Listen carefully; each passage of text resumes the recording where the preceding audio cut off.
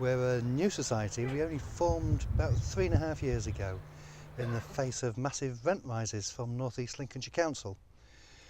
The rents were put up 700% and the site was 52% occupied at the time, most of the site being filled with shopping trolleys, brambles, fridges, freezers, settees, all sorts of detritus that had been dumped here over the years. It wasn't very appealing for any newcomers to come and get a new allotment with us.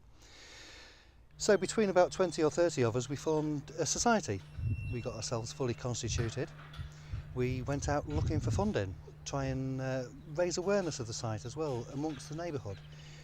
We had lots of publicity stunts like the magic roundabout at the end of Davenport Drive and the seafront bed. We even had art competitions where we invited all the local artists, poets, dancers, painters, photographers into the site over the last 3 years to give us their interpretation of the allotment site, thereby introducing artists to allotments and allotments to artists, getting the societies mingled up and joined up. We're now, 3 years later, at a position where we're fully occupied on site. Every single one of the 164 plots on this 9.5 acre site are now taken. We even have a waiting list. This is all because of the society promoting, actively going around tidying up plots.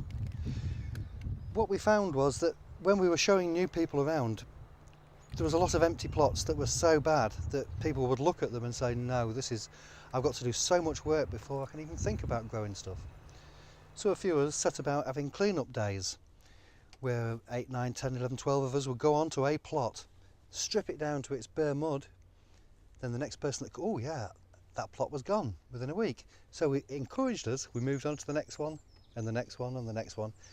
80 odd plots gone, which is 4.5 acres of land within the centre of Cleethorpes now being used to feed people, now being used to give people healthy exercise and mental relaxation. When we formed our society, one of the first things the members asked for was a toilet.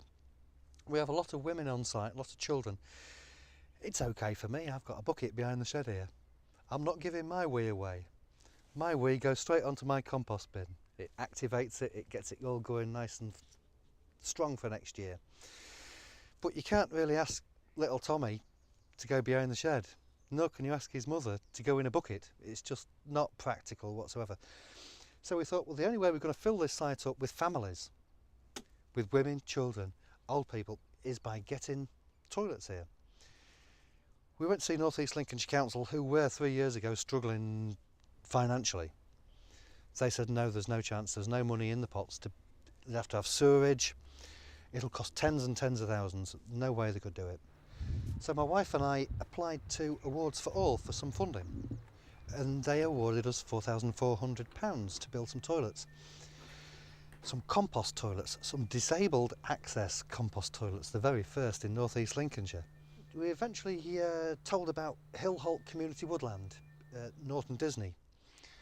This group are setting up a similar sort of thing to the Centre for Alternative Technology, the other side of Lincoln. They build their own compost toilets and they're starting to build toilets for the people. We invited them to come here and have a look and see what they could do.